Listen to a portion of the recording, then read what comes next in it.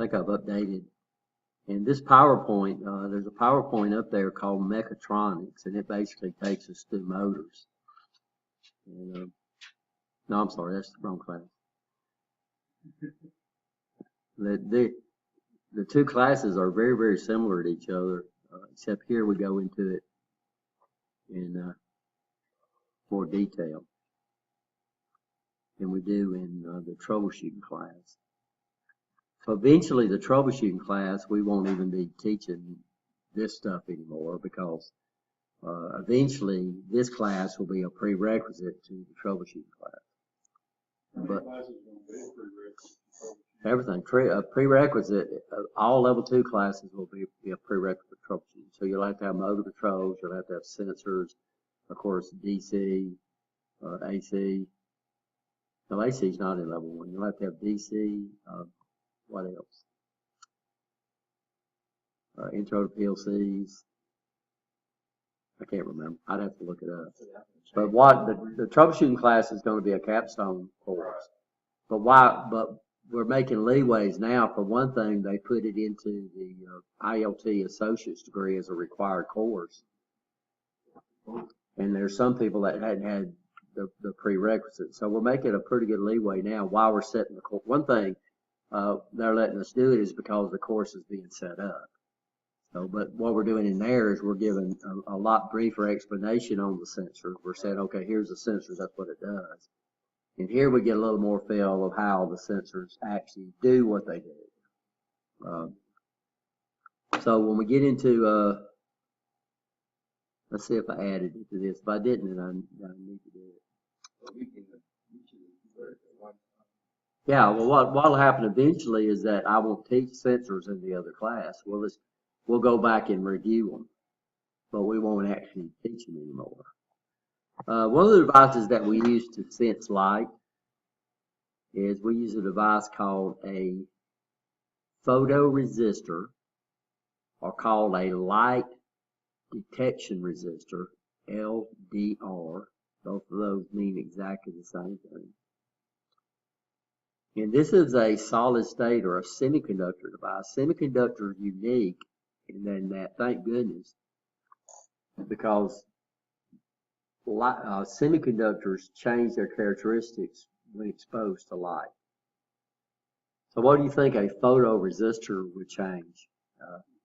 Yeah, it's going to change its resistance. These things, when you look at them, ooh, what did I do it? We actually expose the semiconductor light, and you can actually see the inside there. That didn't work, right? And it's not fast. Well, I know they don't use photoresistors. Depends on what they use. That's not what they use for the all heading? Yeah, probably. Mine come on like today, my lights came on. But if they start storming, they'll go off. That's probably not the photoresistor. That's probably your body control. I take my finger and put it over, darken it for like 30 seconds, move my finger, it works. So it's something to do with the computer. I can't figure it out to save my life. I probably just turned it off and used my light. Yeah. The photoresistor, I don't use auto bright on mine either. Well, that's not true. I run my lights on dim 99% of the time. I very, very, very seldom put my lights on bright. Well, and that's turn them on. This is the mine has no problem.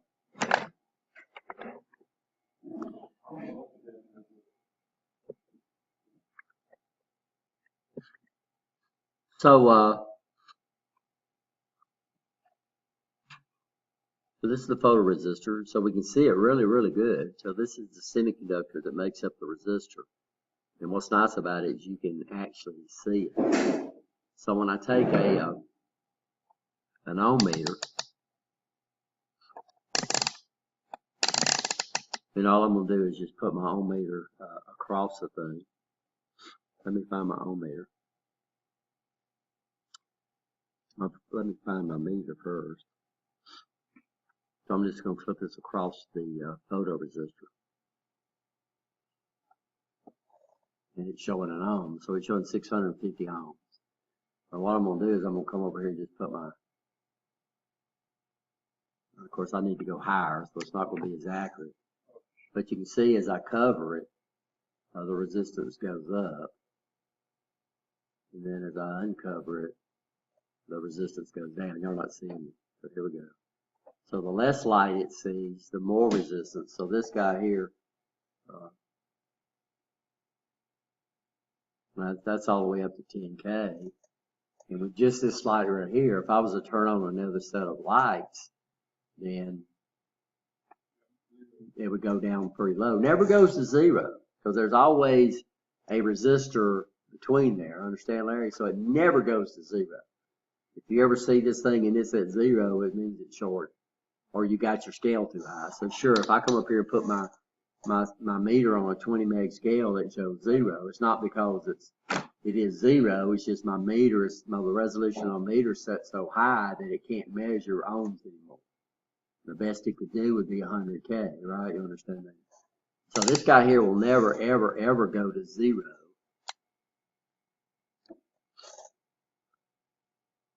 By the way, this is a 2000 count meter, so this thing ranges on 2s, and this is something you got to get used to. Your meter is that right now it's saying 0.652, but then it's got K,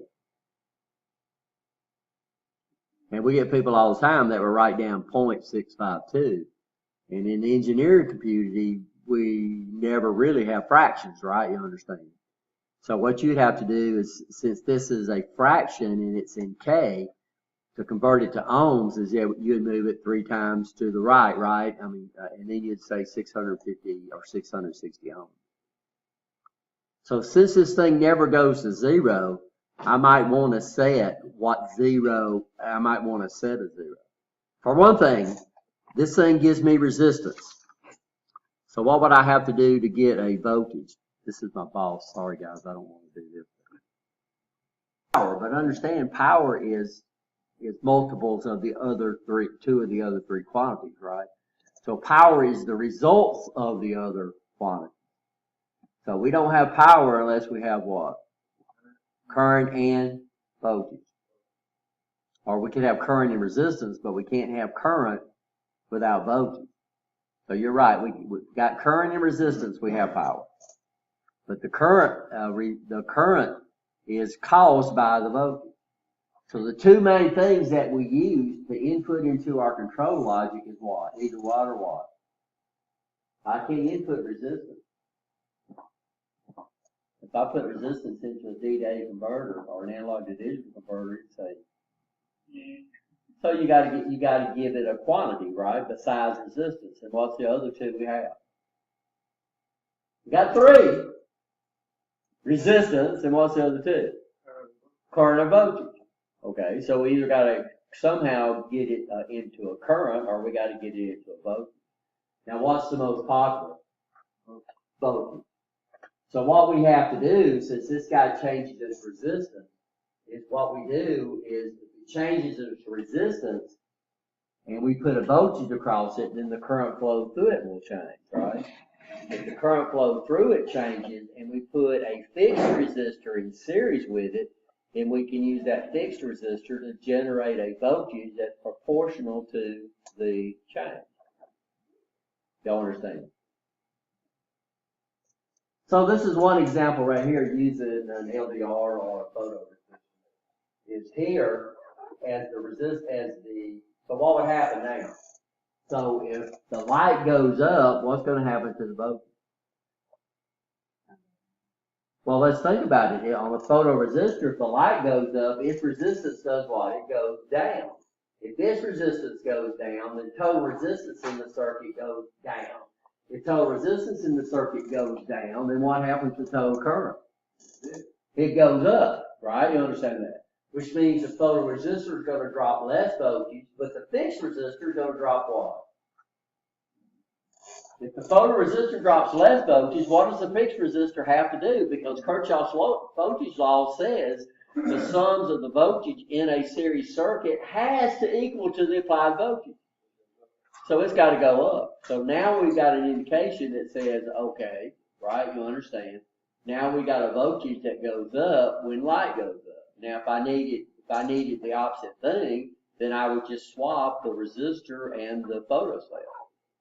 Right, you understand that? So it doesn't make any difference. It depends on what your control like. So this is what I have here. Of course, it's more complicated than that because. How you feeling? Oh my goodness! I thought you were. Somebody said you were sick.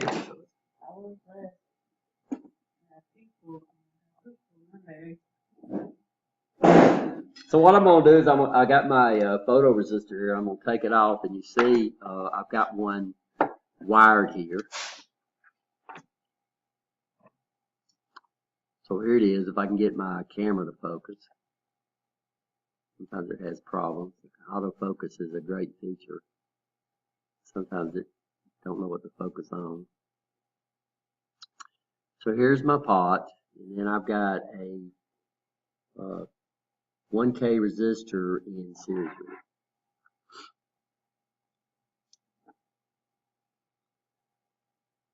So now what I'm going to do is I'm going to come over here. And of course, I've got mine with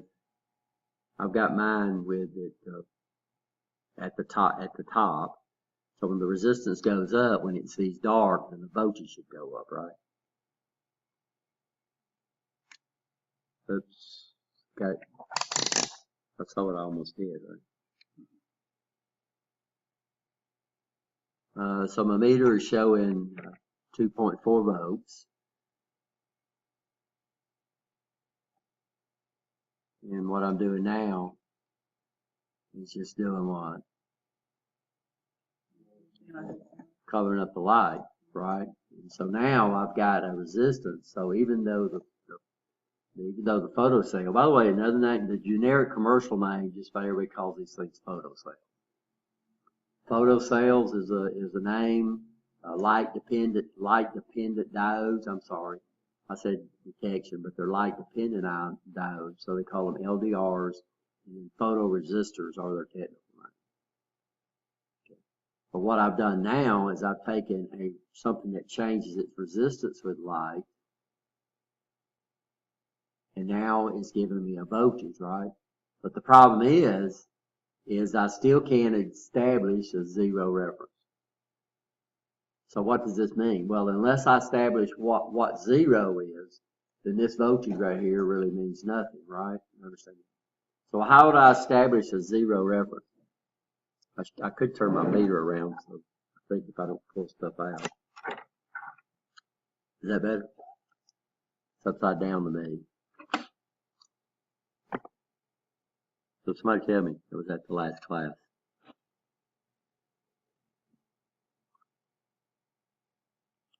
Nobody knows. We use a fancy circuit called a Wheatstone bridge.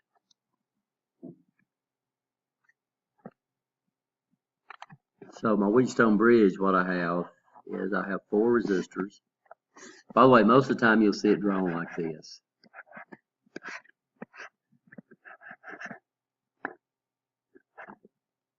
Or variations of this.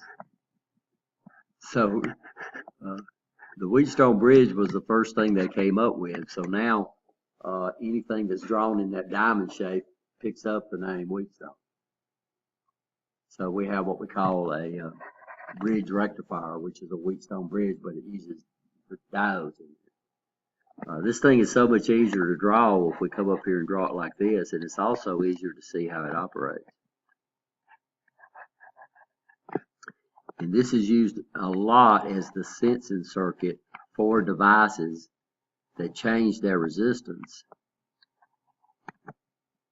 And then it's also used, and it's normally used in analog. Digital, we don't have this problem. And I'll show you all that circuit too. So this is, I think I got 3, 4, 5, I think I got 6 volts up here. Now this is my sensor right here. So this is my temperature sensor.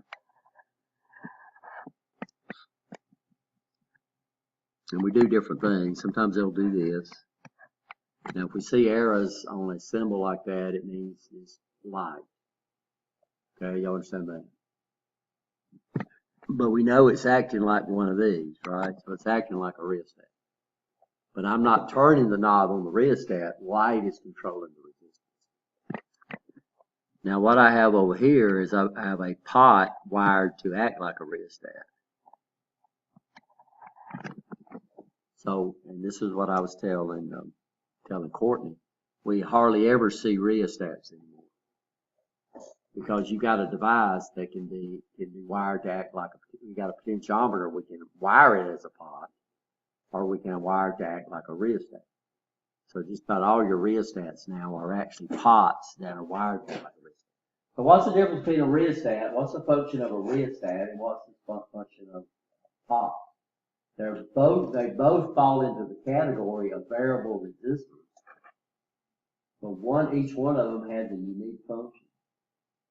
What's the difference? So what do we use a pot for, and what do we use a rheostat?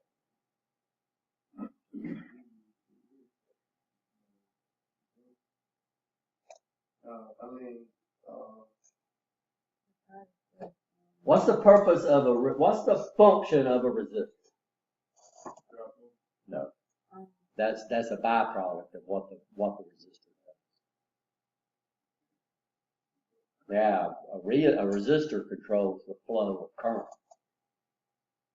Now, with this flow of current, of course, it drops the voltage, right? You understand?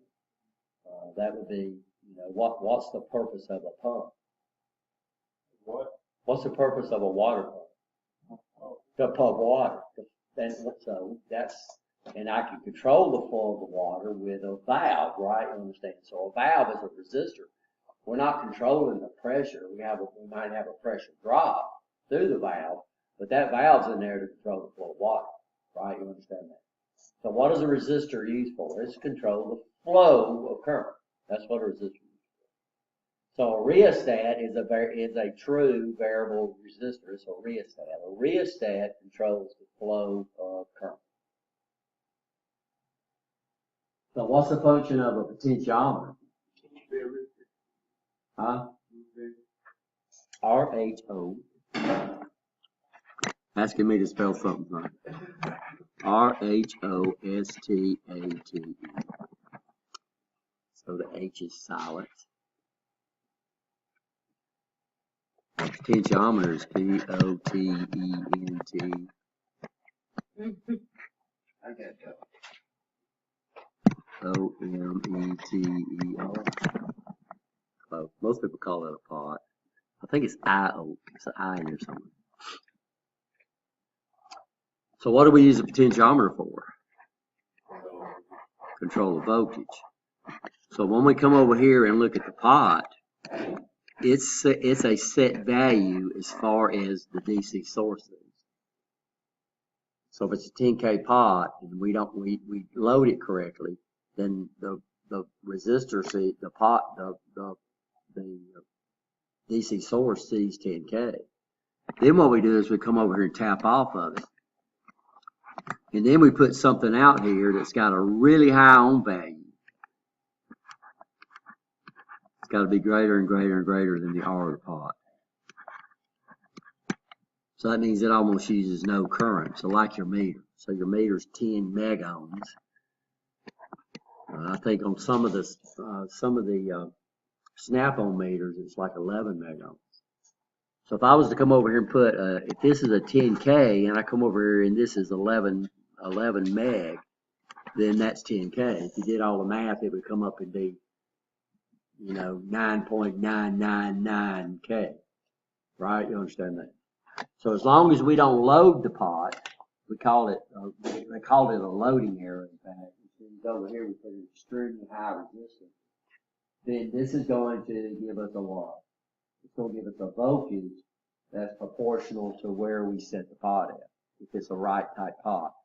We have two types of potentiometers. We have one called an audio tapered pot, and we have one called a linear tapered pot.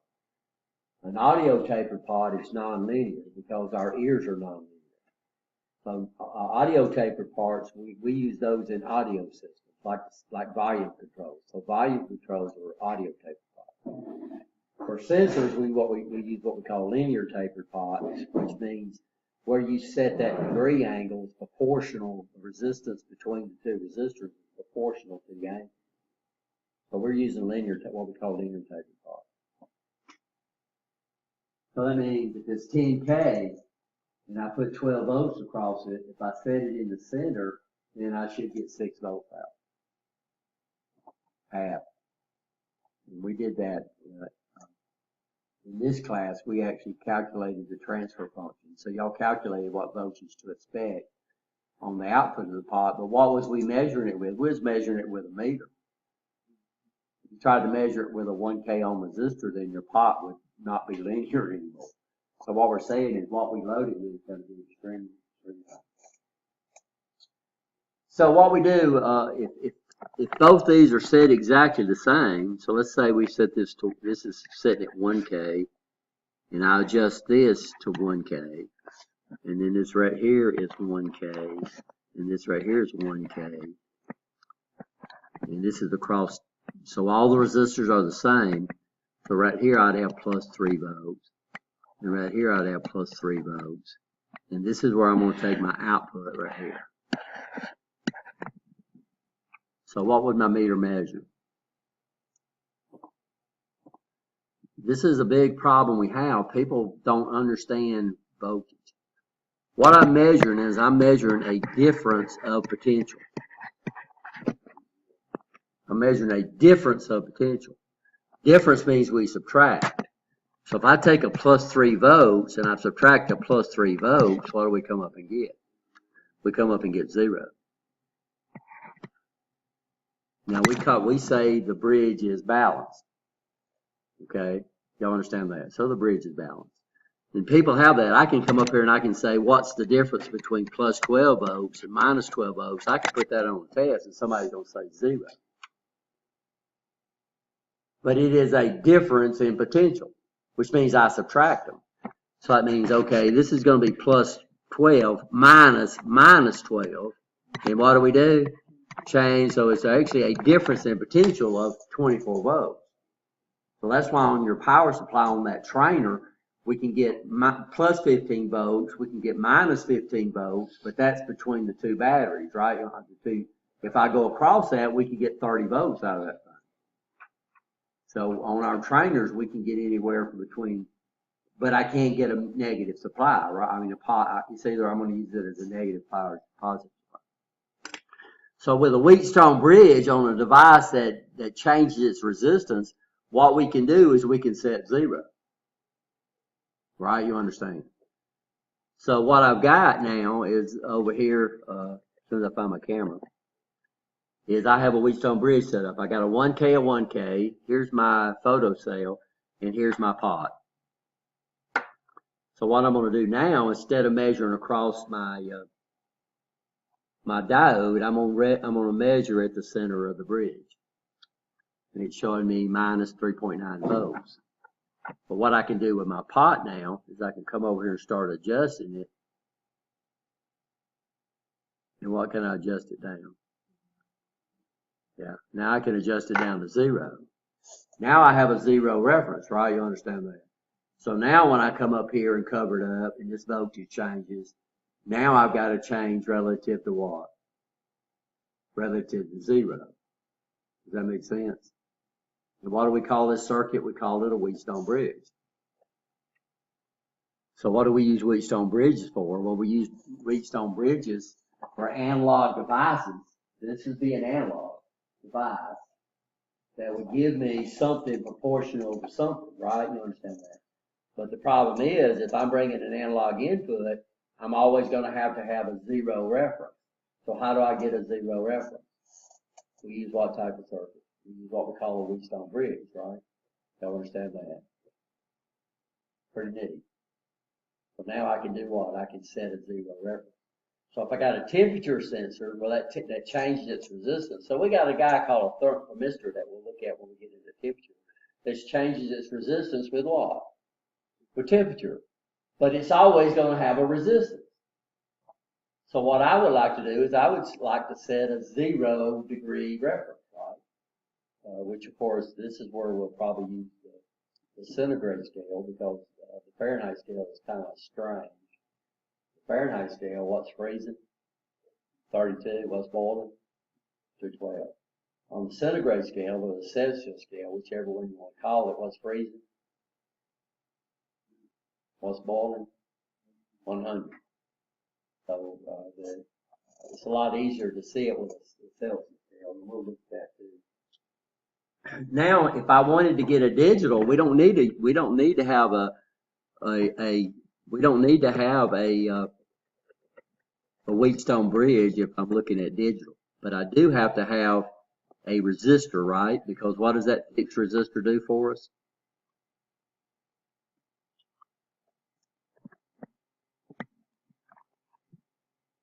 Just got through with it, guys.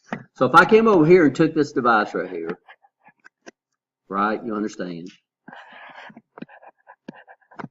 and I put it across a DC source like this, and let's say this is 12 volts, and I take my output right there and I'm trying to get a voltage, what would it always measure? What would it always measure? It's not, what would it measure? What would that voltmeter measure, guys? Oh, 12. It's going to measure 12 volts. Well, what if it's seeing light? What if it's not seeing light? It's going to measure what? 12 volts. So how am I going to get a voltage out of this thing? We add a fixed resistor, right? You understand that? So we add a fixed resistor. So I'd come over. Let's say I wanted it to go up when it got dark. But what I would do if I wanted my voltage to go up when it got dark is I would put my photo cell or my LDR right there. And then I would take my output right there. Okay. Then what we would do is we would come in this into something, a circuit, and I meant to bring one over here, but I couldn't find one. I thought it's called a comparator. And then what I would do, and if this is +6, then what I would do is I would come over here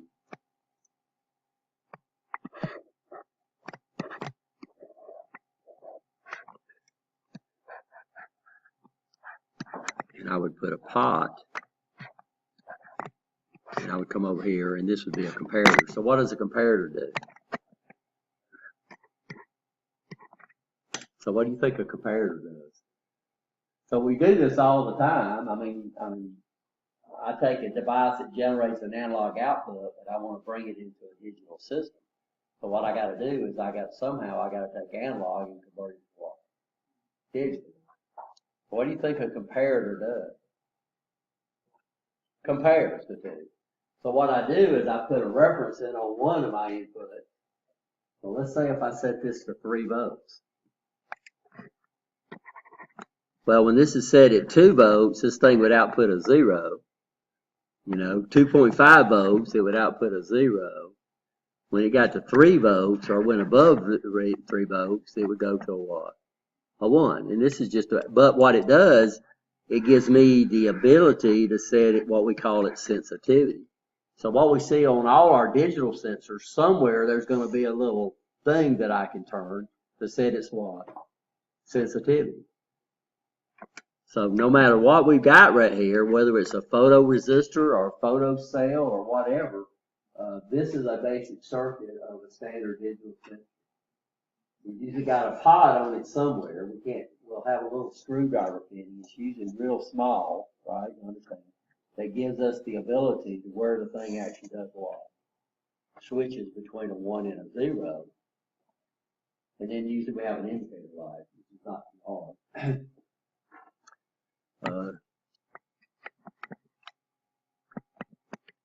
So we could easily come up here and do this. We'd have to put a resistor right here, guys, and put what we call a light emitting diode. And now what happens? Usually what they do now is they usually put 2. They'll come over here and put a light emitting diode right here. This is usually green. And this LED right here is usually yellow. So what does the green LED tell us on our sensor? It's right across the power source. So this tells us that the sensor's got what? Power. This tells us when it activates. So normally these sensors will have two LEDs on them. One turn, and they're really nice. So a lot of times you don't even have to get your meter out, right? Because if the green light's on, it means it's what? It's got power. And if it's not activating, it means either you've got the sensitivity set wrong, right? You understand. Or you don't have it spaced exactly the way you don't have it mounted the way it's supposed to be mounted. So this is the basic makeup of a digital sensor. So this would be the sensing element. Right now we're using and I'll do this. Normally we'll use a big size, but what you have to understand when I look at an integrated circuit, most of the integrated circuits we use are made deliberately big. Well, they're made deliberately big. So Rich can handle them, right? You understand? If you can imagine, these things can be extremely small. So this is the way basically a digital sensor works. So back there, when you get into your, when we get into lab, which we're going to be lab most of the day today. When we get into lab, you'll see when we get into the photo sensors, not on the solid state. I don't think what we call the solid state limit switch. Now, when we use the term solid state limit switch, it can either be water wash. What type? Capacitive or inductive. Now, the one we're using is what? Inductive. But that's just terminology. So unfortunately, when we use the term solid state limit switch, the only way you would know is if you looked up the part number, if you know. Well, first of all, if it detects multiple things, you know it's got to be what? If it only detects metal, you know it's what? No, if it only detects, I've jumped on it. If it only detects metals, it's inductive. If it'll detect your hand and stuff like that, it's what? Capacitive. Y'all understand the difference? And then we have our photoelectric. They should fall in this category. I think photoelectric we have. We can use it as a diffused, or we can use it as a retroreflective, and we'll show y'all the difference on that right off the bat. Are we okay? Now the other device we have. Now the problem with photoresistors is it takes them a little. Y'all see when I put my hand on there, you could actually see it change. So the problem with photoresistors is they're not extremely fast, but they have their purpose. So every one of these lights out here in these parking lots that turn on at night, they use a what? They use a photoresistor. So all these street lights down, that's the superhighway right here, they use a photoelectric circuit. So I have motion detectors around my house. How does it know not to detect motion during the day? It's got a photoresistor in there, right? I understand that. Letting it know when it's what? When it's daytime or nighttime. If you got lights, a lot of people just buy lights that come on at night automatically. Those use photoresistors. Or in your car, you don't have to need to be extremely bright or fast to detect when it gets night and when it gets dark, right? So most of your cars now, you put your lights on auto, except for Larry's. If you put your lights on auto, the lights automatically come on at night and they do what? Go off. Pretty neat. Well, those are photoresistors. Photoresistors don't work extremely fast. So we got another device that's used a lot. Well, we got what we call a phototransistor and a photodiode. So I've got a photodiode up here. Now, a photodiode is a device that changes its opposition. But what we have to do with a photodiode is we have to do what we call put it in the circuit reverse biased. So normally to make an LED work, notice what I've always done. I've always put this side toward the positive and this side toward the negative, right? You understand that? So an LED, to make it come on, you have to, in semiconductors, we call it bias. Bias is a DC voltage that we place on a semiconductor to set how it operates. So a diode has, and we have two types of bias. We have forward bias and reverse bias. Forward bias, we set the device up to work.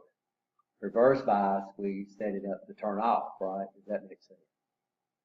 So an LED, we have to forward bias it to make it light. If we reverse bias it, it's going to turn off. And then if you get too much voltage across with voltage, for reverse bias, you can mess it up. Yeah. So it's a diode. It acts like a check valve. So a check valve is a device that only lets something flow in one direction, blocks it in the other direction. So that means if I put the cathode toward the positive and the anode toward the negative, then the LED will turn off. But it is not an open switch. There is a path that current can get through that. So anytime you've got a path for current to flow and you've got a difference of potential, you have current flow. So do you have current flow through the insulation of a wire? Through the insulation? Through the insulation. Yes. There's no such thing as an infinite R. If there's no such thing as an infinite R, and you've got something between two difference of potential, you're going to have current flow through it. Right? You understand that? We call it, I forgot what they call it, volumetric current, but it's so dang small that we wouldn't even have the ability to measure that. So we got a thing called a megger that we check the actual resistance of a wire. It puts out a couple thousand volts, and that's what you do. You clamp it onto the wire, you clamp it on the insulation, and you fire this thing up. And now you're actually measuring the resistance. You can use that to measure the resistance of a wire.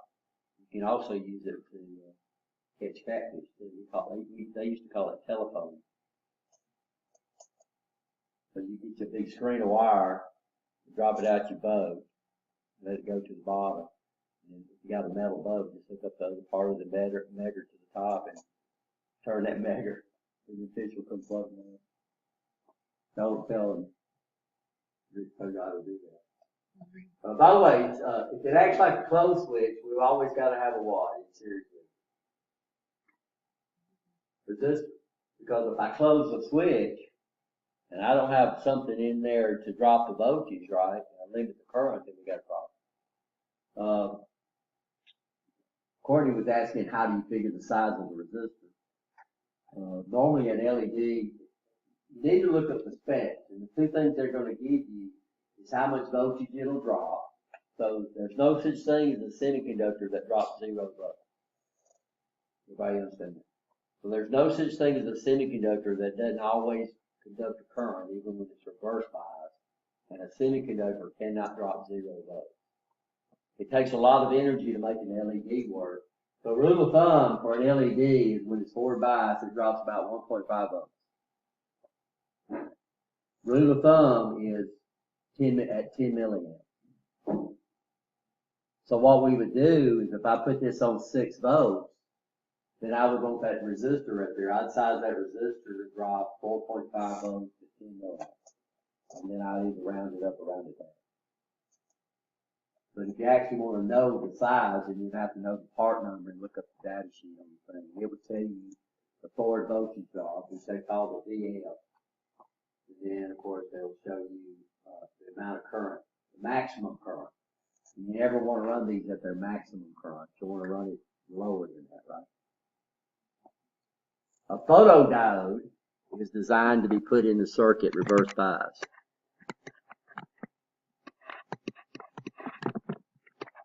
And notice what the arrows do now. They do what? They point in.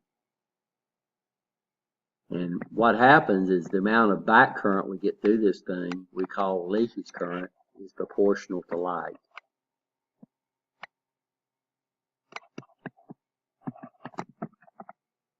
But it's very, very small, so that the biggest resistor I had was 100K, so that's the best I can do.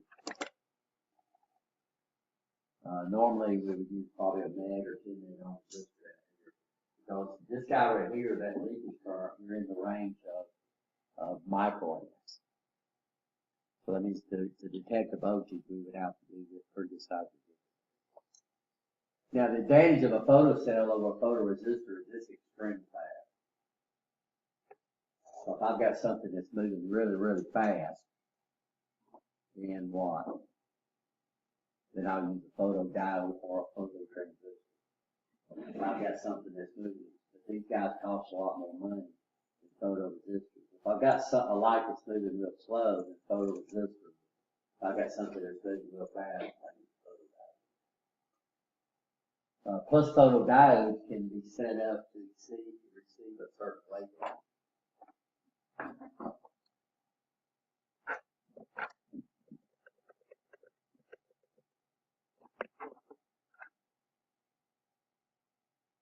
So this is the photodiode right here. They come in different shapes, and but this guy right here is a setup for infrared.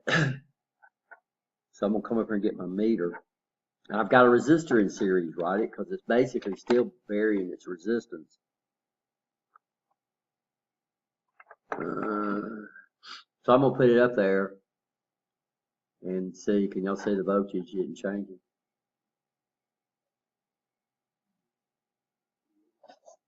Why? Because this guy is set up to see infrared. It's not set up to see regular light. It's set up to see infrared. So what I have right here is I have my remote for my projector, and guess what it outputs? Infrared.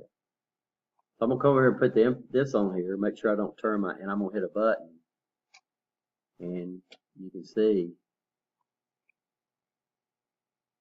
you'll see it change. Now the problem is one of the biggest disadvantages of a meter is it averages everything out, right? Understand?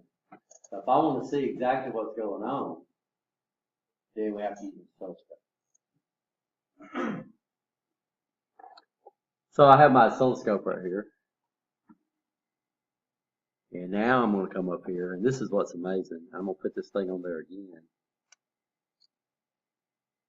and hit a button.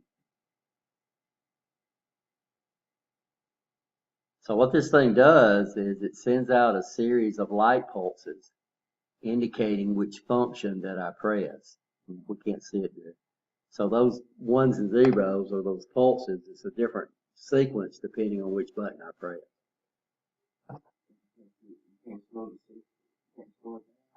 No, I can spread it out. I can slow the pulses down here. But we can come up here and do this. And of course, what's happening is my camera and my this are not synchronized with each other. So I don't. So it's real hard for us to detect. But see, for every button I press, I can see the wave. It puts out a different waveform. I see. So when I come up here and do this, then up there in that guy, it's not a photoresistor, because if it's a photoresistor, it wouldn't respond to that thing fast enough, right? In fact, I should put it on the photoresistor. Photoresistor probably wouldn't see it because it's infrared. So there's up here they got a photodiode or a phototransistor. They're both basically a phototransistor. Probably gonna have 3 leads on it, but a phototransistor can give us gain, which means we can get more out of it, more energy out of it than we put into it. Right? It's not really true. We can get it at a higher voltage. We can't get more energy. We don't create energy. I think I told you about the guy who interviewed, right? About the transformer. He said that what we get on a transformer, he said we can step the voltage up and it uses less power, is what he said. So, the same guy with the AC. No, he didn't. I don't understand that. That was the big. It's in his PowerPoint too. Power. So he was saying power in and power out. He's saying a transformer actually gives us power. An amplifier gives us a power gain from the input signal, but it's still, we don't create power. It uses another power source. So amplifiers don't create power, it controls power that's already there. So what we can do with a photo transistor is we can hook it up to, we power a transistor up with a power source, and then the light can control that power source. Does that make sense? So what we can do is we can get a power gain from signal in to signal out, but we're not creating power. We're just taking a secondary power source, like your battery. So your radio don't create power; it controls power that's available from your battery. Does that make sense? I don't have a photo transistor over here. I don't think. Normally a photo transistor will have 3 things on it. This guy's up here probably using a photo transistor, but they work exactly the same. They're extremely fast. Normally a photo transistor will have 3 things on it. Of course, it's obvious because it's got a glass lid, a quartz lid on it, so you can see it. So our light detectors back there, the photoelectric cells that we got, probably use photo transistors.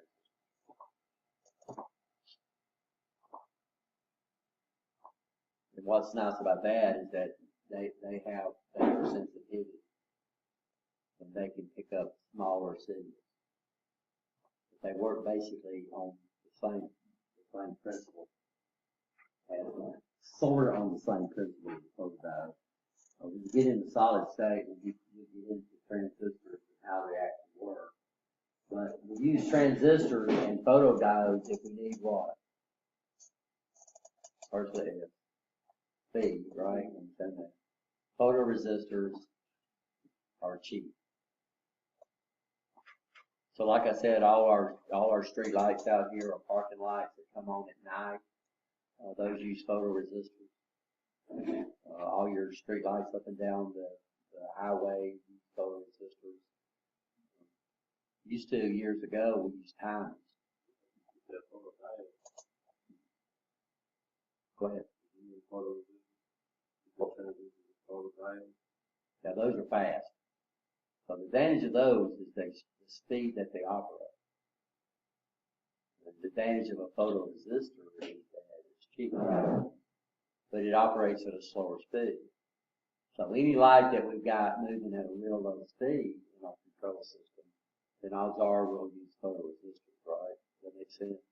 The example I use, of course, is street light. And the auto dimmer on your car is probably a photoresistor. If your light comes on automatically at night, it's probably what? Photoresistor. But the sensor on your camera that senses the flash and automatically adjusts the aperture, that sucker cannot be photoresistor. Because your flash is, right? You understand? So it's either going to be a photodiode or a phototransistor. Probably a phototransistor because they're a little more versatile. What this guy uses, probably a photodiode, it could be a phototransistor. And that's why your TV at home works on this exact same principle. So what we do is we use something that we can't see, because that would be very bothersome anyway. And we use a light source that don't have a lot of white light, doesn't have a lot of infrared. So we have a lot of white light out there. We got a lot of ultraviolet, but we don't have a lot of infrared. If you ever look at the fan, infrared is real small. So normally these guys, if we don't want it to be visible, we use infrared. If we don't want light to interfere a lot, we use infrared. We had a printer down at a garbage dump down in Opelika that used standard photo optical interrupters, and they would call up and say, "This dang printer's not working." And what we figured out was that at a certain time, the light would be coming through, the sunlight would be coming through the window of the shed and went right into that printer. And it would cause it to screw up at a certain time during the day. That's what they could figure out. Every morning, this thing don't work. Then after a while, and of course, that was Right.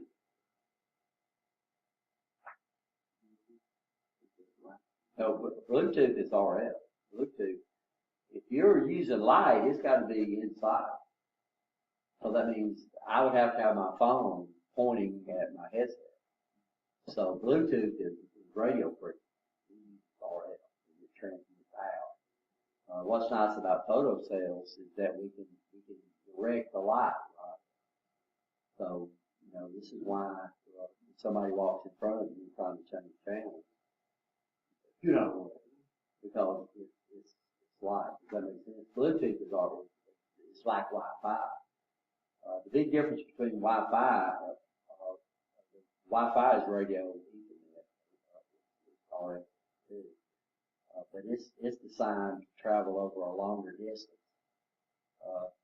Bluetooth is a lot simpler, so you can't control a lot with Bluetooth, but its range is delivered and limited to very close phone. Yeah, I think it might be even less than that. Yeah, so of course that's not true either. Yeah. Some of them get longer range, some of them don't. Well, that little VGA robot I showed you last year, little brand, it's range on it about 15. Yeah. Bluetooth headset I've got over there in the hall building. I can go out my classroom and go all the way down the hall to the men's room when I get down there. So that's probably 23 feet. But also Bluetooth is set up to be between peers. So Bluetooth is set up to be between two peers. So before you can attach the Bluetooth, we call it pairing. You have to pair the two devices. So that means you just can't come up there and grab somebody's Bluetooth and listen to it unless you're a person of interest.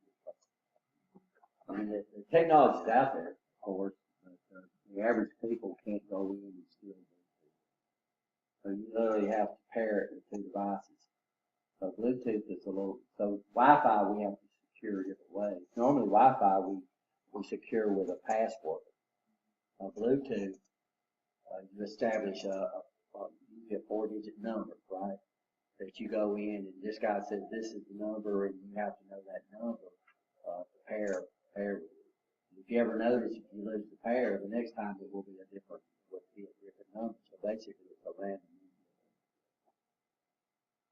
So Bluetooth is limited to this RF. Good questions, guys. Any more? So these are basically our photo devices. So when we get into a photo proximity sensor, photoelectric sensor, that's what we're using. We're generating a light source and it's using either a photoresistor, a photodiode, or a phototransistor to pick it up. Normally on our industrial sensors, it uses either a phototransistor or a photodiode. By far is a phototransistor because it actually gives us a bigger current. A photodiode, we're talking about microamps, right? You understand? A phototransistor, it actually can get on up there real fast, and it responds real fast. But okay, neat. I like. So this is what you're doing when you press those buttons on your remote. It's outputting a different digital pattern of ones and zeros. This goes into there, and that receives it, brings it into its processing unit, and it recognizes each one of those different patterns of what turn it up, turn it down, change the channel, show me the information and stuff like that would be each one of those individual patterns, which is pretty. I thought it was just one straight signal. No, it's not. It's a series of pulses, right? And you see that, which is pretty neat. You can't see it because it's usually infrared, but that's what's actually going between your TV and your cable box, or your TV and your TV, or your TV and your VCR player, or not VCR anymore, DVD player. Or a lot of video games use that feature, right? So, are we okay?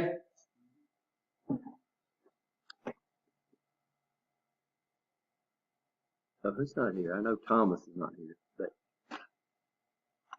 he caught what you had. Stomach virus.